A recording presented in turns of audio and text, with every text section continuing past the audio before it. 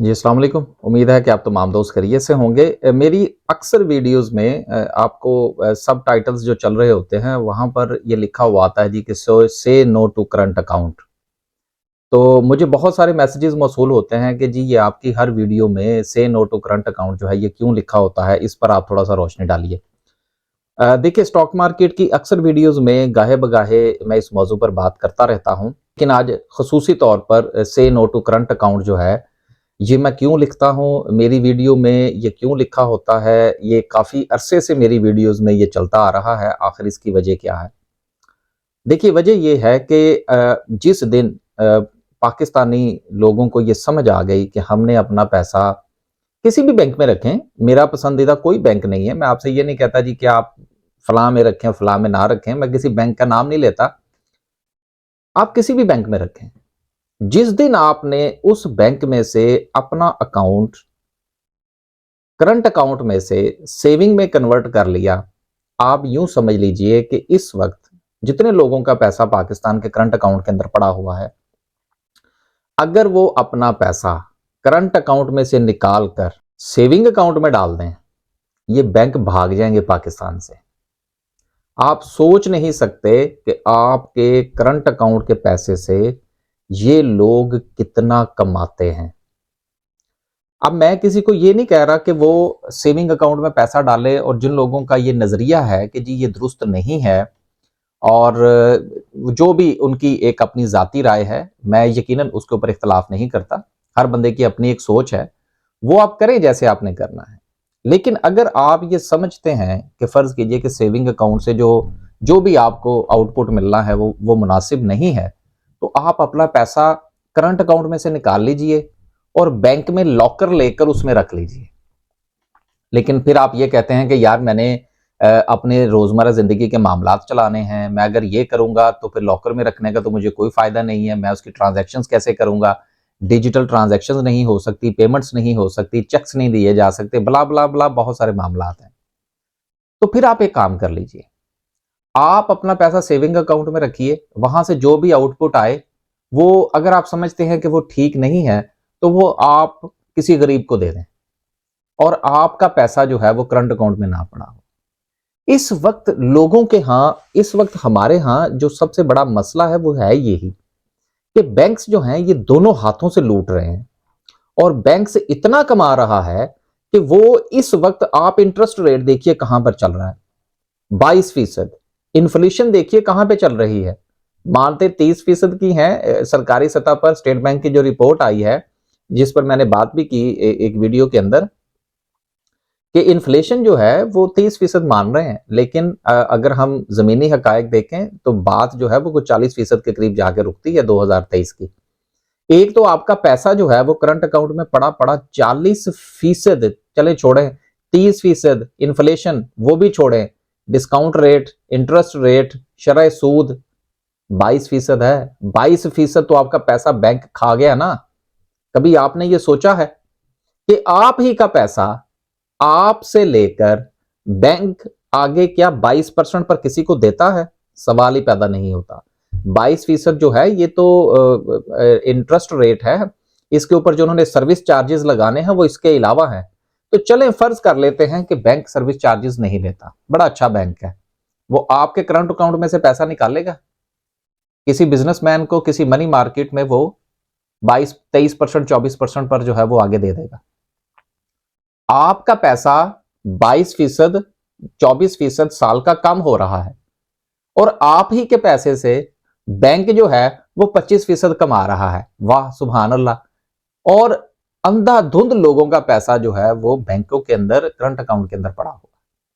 जिस दिन हमें इस बात की समझ आ गई, मेरे बहुत सारे दोस्त हैं वो बैंक्स में काम करते हैं, जो अक्सर मेरी उनसे गुफ्तगू होती रहती, वो कहते हैं यार तू मरवाएगा हमें किसी दिन अगर तेरे कहने पर लोगों ने करंट अकाउंट से पैसा निकालना शुरू कर दिया तो हम कहां जाएंगे, हम कहां से खाएंगे, बैंक खाता कहां से है? इस वक्त पाकिस्तान में जो शरह सूद है जब से ये ऊपर हुई है, बिजनेसमैन जो है वो तो बहुत कम कर्जा ले रहा है, तो ये पैसा जा कहां रहा है? सबसे बड़ी बोरिंग जो है वो तो हुकूमत पाकिस्तान कर रही है। तो जब उनके पास आगे एक बंदा बैठा है हुकूमत पाकिस्तान की शक्ल में, जो उनसे लोन लेने को तैयार है अरबों खरबों रुपए का, और उनको इंटरेस्ट रेट पे करने को तैयार है, तो उनको क्या तकलीफ है? मसला यह है कि मारा आम आदमी जाता है, मेरे जैसा, आप जैसा, जो इस सिस्टम को नहीं समझता, इस बैंकिंग के निजाम को नहीं समझता, इन्फ्लेशन को नहीं समझता। देखिए, ये पेपर करेंसी जो है, या ये जो इन्फ्लेशन जो है, ये अगर पैदा होनी बंद हो जाए तो दुनिया का ग्रोथ का निजाम रुक जाएगा। तो बेसिकली इन्फ्लेशन जो है वो, अगर फर्ज कीजिए मुल्क के हालात बहुत अच्छे हैं, जिस तरह आप यूरोप की मिसाल ले लीजिए, बहुत सारे ममालिक के हवाले से यह है जी कि वहां पर जिंदगी बड़ी पुरसुकून है, सारा कुछ अच्छा है, वहां पर बेरोजगारी भी नहीं है, दीगर मामलात भी नहीं है, जिंदगी जो है वह बासानी गुजार सकते हैं। इन्फ्लेशन तो यहाँ पर भी है, यहाँ पर हम लोग रह रहे हैं।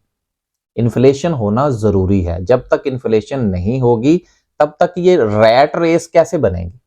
रैट रेस के लिए ये जो एक दायरा घुमाया जाता है इन्फ्लेशन का, सर इसमें आपका पैसा सर्कुलेट होता है, और जिन लोगों को थोड़ी सी समझ होती है वो अपना पैसा बचा जाते हैं इस रैट रेस के अंदर, और जिनको समझ नहीं होती वो इस रैट रेस का चूंकि हिस्सा नहीं बनना चाहते, या उनको बता दिया जाता है कि ये जो रैट रेस है ना जी, ये बकवास है सारी, लेकिन उनको ये समझ नहीं लगती कि इस रैट रेस का अगर आप हिस्सा नहीं बनते, इस मालियाती निजाम का अगर आप हिस्सा नहीं बनते, तो हिस्सा ना बनने के नतीजे में आपका पैसा बैठे बिठाए जीरो हो जाता है, और आप ही के पैसे से कोई बैठे बिठाए हीरो हो जाता है।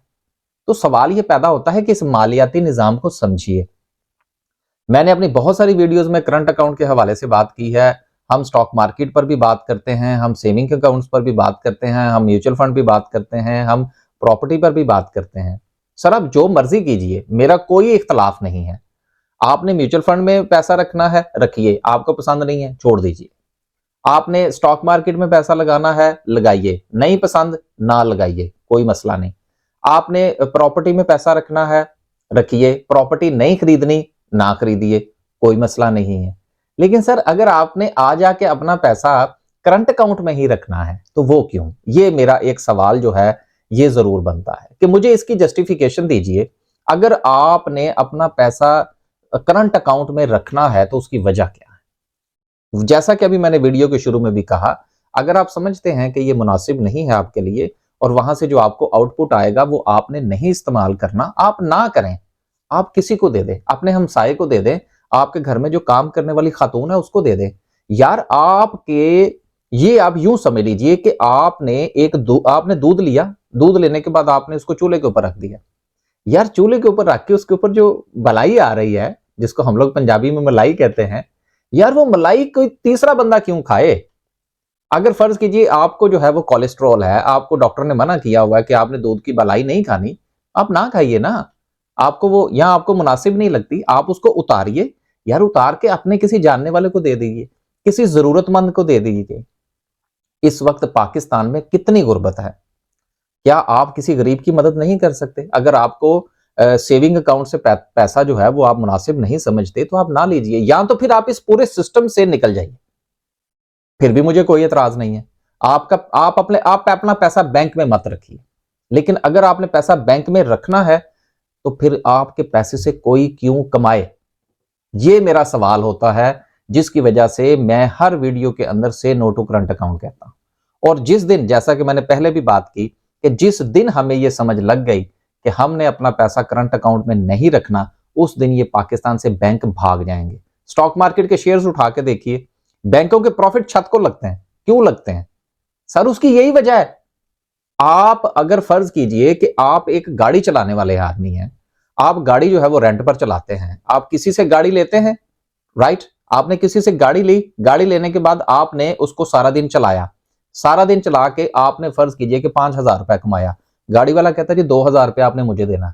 आप 5,000 कमाते हैं, 2,000 गाड़ी जहां से ली है उसको देते हैं, 3,000 आपके पास आता है, उसमें से आप छोटा मोटा अपना खर्चा वर्चा निकालते हैं गाड़ी का, 2,000 रुपया आपको बचता है। सारा दिन मेहनत करके 5,000 आपने कमाया, आपकी जेब में कितना आया? 2,000 रुपया। लेकिन अगर यही गाड़ी वाला आपसे ये कहे कि गाड़ी फ्री में है तो आप जाइए, तो फिर सर आपके तो फिर वारे न्यारे हो गए ना, कि जो 2,000 आपने उसको देना था वो भी आपकी जेब में आया, और जो आपने कमाया वो भी आपकी जेब में आया, और जिसकी गाड़ी है वो अल्लाह के आसरे पे, उसको उसको उसको कोई फर्क नहीं पड़ता। ये जर का निजाम नहीं है। हमें निज़ाम ज़र को समझना होगा और निज़ाम ज़र का बेसिक और सिंपल, हालांकि ये बात इतनी करने वाली है नहीं जो मैं आज ये कर रहा हूं, जो काफी अरसे से मैं अपनी वीडियोस के अंदर बयान करने की कोशिश कर रहा हूं, क्योंकि अगर हम दुनिया में थोड़ा सा बाहर निकल के किसी से बात करें ना कि यार हम तो ये चीज टीच कर रहे हैं कि पैसा करंट अकाउंट में नहीं रखना चाहिए, तो वो हमें ऐसे करके देखते हैं कि यार आपको इतना भी नहीं पता।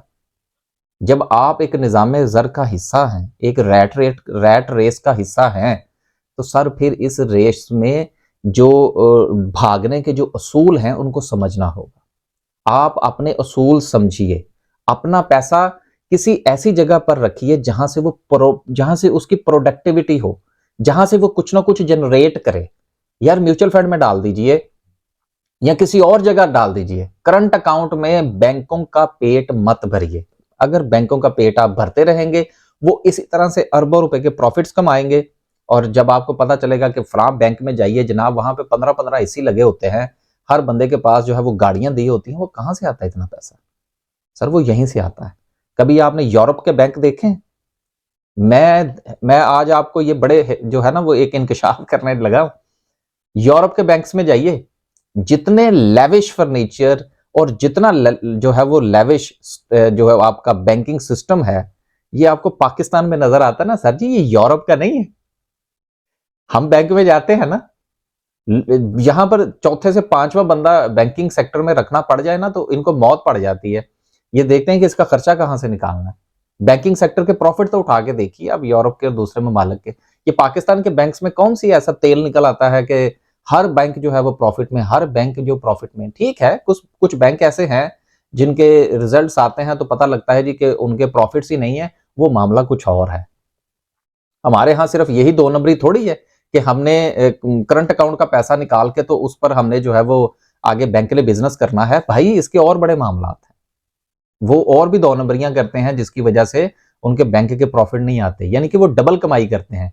एक तो जो करंट अकाउंट का पैसा पड़ा होता है उसको इस्तेमाल करते हैं, और दूसरा एफिशिएंसी की बुनियाद पर जो है वो बैंक के प्रॉफिट्स मजीद नीचे ले आते हैं। तो वो तो डबल डबल दिहाड़ियां ना, वो तो हम उसकी बात नहीं कर रहे। हम उन बैंक्स की बात कर रहे हैं जो अच्छे बच्चों की तरह काम करते हैं और टका के प्रॉफिट कमाते हैं। और सारा का सारा पैसा किसका है? आपका और मेरा। इस बात को समझिए। जितनी जल्दी आप इस बात को समझ जाएंगे, उतनी जल्दी आपका पैसा डिवैल्यू होने से बच जाएगा।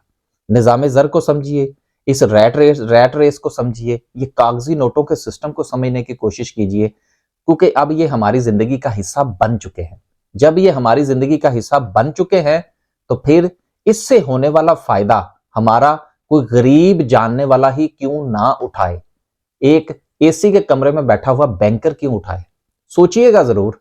तो मुझे उम्मीद है कि आज की इस वीडियो के बाद ये से नो टू करंट अकाउंट जो मेरी वीडियो पे लिखा हुआ आता है, इसका यकीनन आपको जवाब मिला होगा।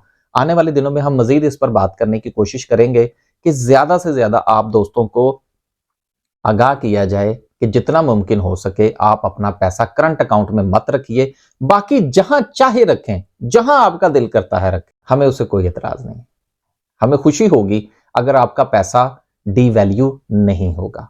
सर अगर डीवैल्यू नहीं होगा तो आप ही का फायदा ना, वो कौन सा मेरी जेब में पैसे आ जाने हैं। सोचिएगा जरूर कि आया कि आपको अपना पैसा करंट अकाउंट में रख के बैंकों का पेट भरना है, या कि उससे उससे आने वाले आउटपुट से आपने किसी की मदद करनी है। अब तक के लिए सिर्फ इतना ही। वीलॉग बहुत लंबा हो गया, इंशाल्लाह एक नए वीलॉग के साथ हाजिर हूँ। अल्लाह हाफ़िज़।